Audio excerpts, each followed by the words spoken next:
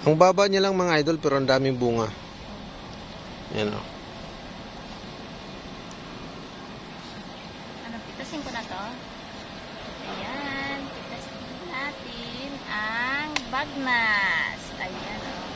Malapit na siya mahinog mga idol. Sa Ilonggo, tawag dito bagnas. Ayan, tingnan natin ito mamaya kung bagnas na ba siya talaga siya. Kakain na yung bagnas. Ayan. So, kukuha tayo mga idol ng gawin nating atsara. Ayan. Sa taas siguro mahal.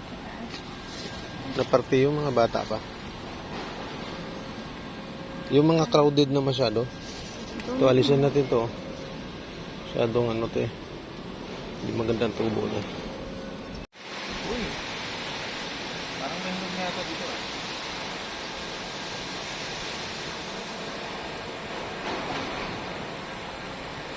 So ito mga idol, ito yung kanin ko. Siguro mga 7 months na ito. Ayan, marami siyang bunga mga idol. Malalaki din. So ang dami na itong bunga. Ito nga lang yung iba namatay. Maganda yung pagbubunga ng iba. So ito sa mga idol, ito paano, nagbunga naman.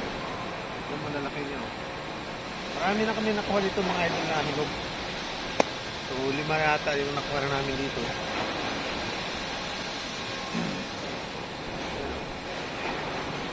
Meron siyang mga ano idol. Ito, mga napapansin nyo, parang may mga dumi siya.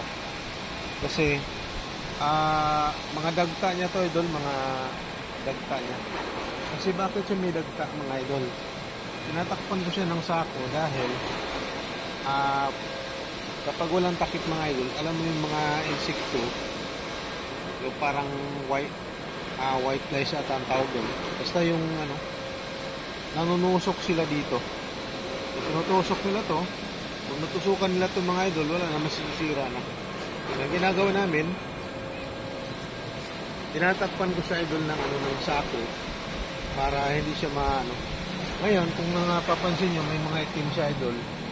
Ito yung mga dagta na sumabit sa mga sako. So natuyo na yung dagta niya mga idol, kaya nagiging itim siya. Pero all in all mga idol, ito po ay goods po ito. So, ayan lang mga idol. Ito, ang daming bunga niyan. Yan naman sa kabila, meron din. Pero, hindi ganong karamihan. Yan lamang mga idol. Pag may tinanim, may anihin tayo mga idol.